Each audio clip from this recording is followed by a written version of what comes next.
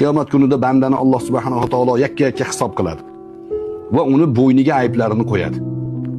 Falon ayb qilgansan, aybingni e'tirof qil deydi. Banda aytadi, falon ayb qilganman, piston, falon joyda zino qilganman, piston joyda yolg'on gapirganman, hammasini aytadi. Bo'ldimi deydi? Ha, bo'ldi. Falon narsani ham qilgansan-ku deydi. Bekitgani bor-da.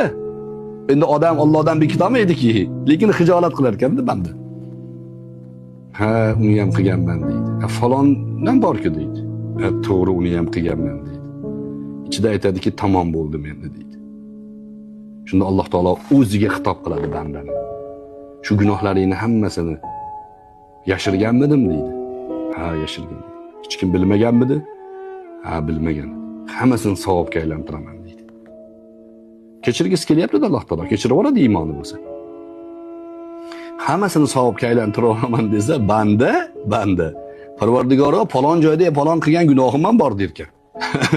Savobga aylanganini ko'rgandan keyin e'tirof yana yangitdan boshlanadi. Shunda hadisda keladi rivoyatda Alloh taolo kuladi. Qur'onda Alloh taolo la taqnatu min rahmatillah innalloha yaghfiru zunuba jami'a degan.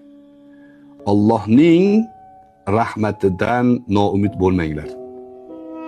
Alloh hamma gunohlarni kechiradi.